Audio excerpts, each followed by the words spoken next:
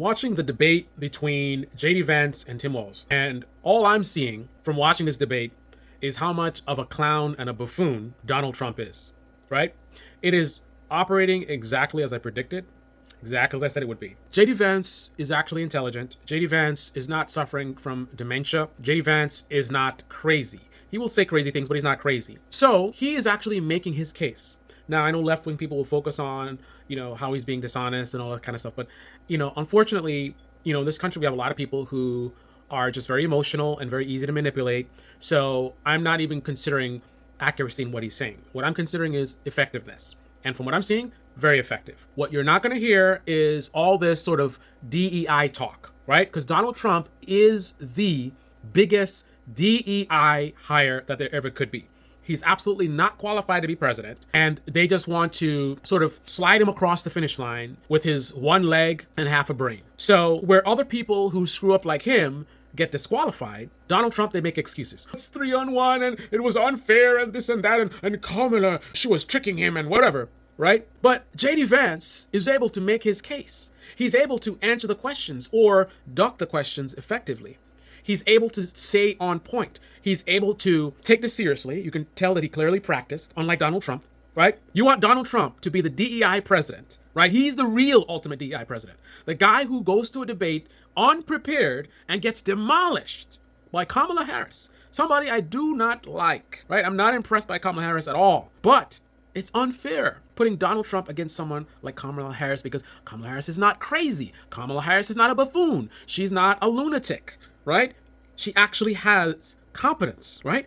She's able to stay on point, deliver her points, respond, rebuttal, stand on her own. Donald Trump needs help, right? He needs to go on Fox News to get a friendly moderators because he can't tolerate moderators that might not like him, right? And we're not going to argue whether they didn't like him or whatever is true and what's not true. Doesn't matter. Let's say they didn't like him, right? Shouldn't matter. If Donald Trump's a man, right, the person, the character that the people who like him, think he is, it doesn't matter whether the moderators are friendly or not. Look at JD Vance, right? Tim Walz said something that made JD Vance look bad. They just cower in the corner and no. They were moving on to the next question. He's like, no, I want to answer this question. And they kept trying to cut him off. And he pushed through and delivered his point. Why couldn't Donald Trump do that? Because Donald Trump's a clown. He's a baby, right? He is a DEI president. Why on earth do you guys keep talking about DEI this, DEI that, and you want a DEI guy to be president? He's not qualified. He allowed somebody like Kamala Harris, who in my opinion is not a very skilled politician, he let her dog walk him. All she had to do was talk about his rally size and like a baby. Donald Trump's a 13-year-old girl, not qualified to be president, but you guys want to DEI him into office. By the way, let me let you in on a little secret. Those who pretend to like Donald Trump and promote him and say about how great he is, listen very clearly to what they say. It is very seldom that they'll ever talk about what Donald Trump did, right? Listen very closely. Go watch videos, whatever it is. Those that are promoting Donald Trump, on average, will not talk about what Donald Trump actually did. The way the scam works is you just keep talking about anything positive that occurred while he was president and pretend as if he did it.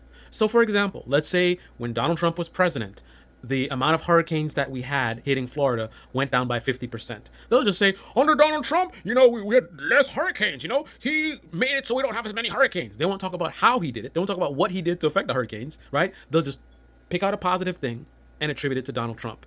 And most of you guys don't even notice that trick. That's what they do. Listen very closely to people who promote Donald Trump and try to count how many things they talk about in terms of actions he took and the results of those specific actions.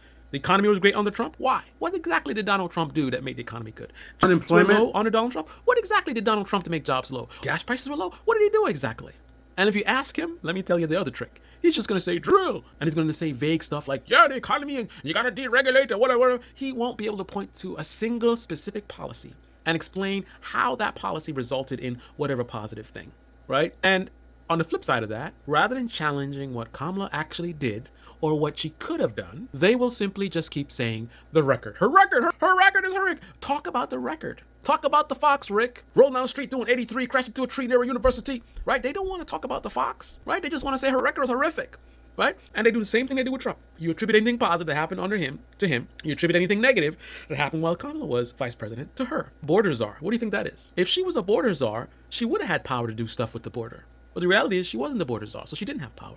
Her role was really just diplomatic, right? So if you have a problem with the border, it's on Biden, not on her. All her job, her main job is Biden cheerleader. And if Biden dies, she steps up. That's her job. That's her power. But because she's not as bad as they say she is, even though I don't like her, they're unable to talk about what actually is wrong with her. They just have to just use innuendo. Her record was horrific. What record? What'd she do? Right?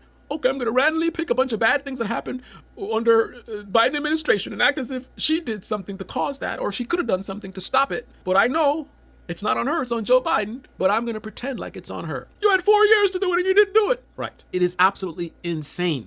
Like J.D. Vance, J.D. Walz, like J.D. Vance or not like him, he is way more a man than Donald Trump. Way more capable than Donald Trump. Way more competent than Donald Trump. And you had other options, many other options that you could have nominated to be president that would have destroyed Kamala Harris. But instead of doing that, you put the buffoon, the clown, you put him up, giving Kamala Harris the chance to win. And who helped this happen? Right-wing media. They're the ones who have been supporting this DEI movement to promote this guy who is not qualified to be president, right? Ben Shapiro, Steven Crowder, Tim Pool. They all know Donald Trump's a clown. They know. They don't agree with you guys on that stuff. The stuff they say, they're just pandering to you. Donald Trump is so great, and oh, Kamala Harris is horrible, and Joe Biden's horrible. They don't believe that. They don't believe that.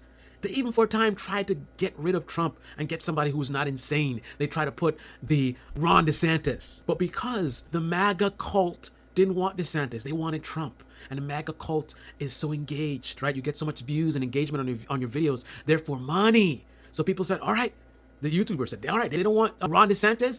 We're going to pretend like Trump is the guy and let him potentially lose so the country can go more woke. And then we'll just make videos talking about how woke the country is. We don't care. We're rich. We got mansions.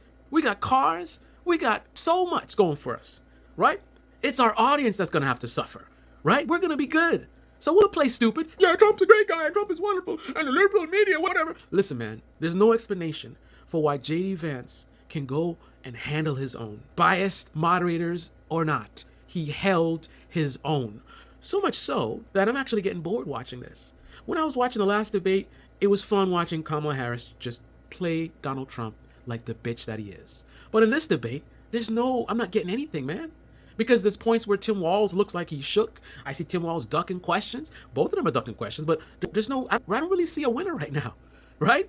If you focus on facts, I would assume Tim Walz probably has that on his side, but it's not about facts in this country. People are too emotional, right? So to an emotional American people, Tim Walz is probably delivering for the left and J.D. Vance is probably delivering for the right. Trump did not hold his own. He acted like the bitch that he is. And then all these enablers walking around trying to give him a participation trophy, going completely against conservative values, right? You're supposed to pull yourself up by your bootstraps, man. You're going to do a debate. You put in the work. You plan and you prepare, right? And you go in there and you win, right? And if you lose, head up, shoulders back, you acknowledge it, you move on, you fight another day. Now you do better next time. Right? But it was biased and, they fact checked me. Like, what kind of bitch move is that? That's what you guys want to be president? A bitch? This is Debate Me channel. Debate me in the comment section below. Click on the like button, subscribe, smash that bell. Be well. I don't know who's going to win this debate. I don't see anybody winning. I see both of them, dodging and ducking. And Tim Walz, man, they got him on a few questions where he don't want to answer it and he looks nervous. Well, I said, mind your own damn business. Yeah, and J.D. Vance, man, unlike Trump, he delivering. Every time, Kamala Harris, this is their economy. Kamala Harris did this. Biden and Kamala, that's what they did. This is their fault. A lot of stuff he's saying is lying and manipulating. But, he's hitting them, right? And it's going to work. It's going to be effective. Imagine if J.D. Vance was running for president instead of vice president. I wonder how that would have worked out. Imagine J.D. Vance debating. If he's running for president and he's debating, Kamala Harris would not be able to crowd size, right? So she would actually have to legit go toe-to-toe with this guy. And I'm not sure who would win. So why is J.D. Vance not the one? Why is it not Ron DeSantis? Why is it not someone with a brain who's not insane? Right-wing media, a big part of the answer to that question.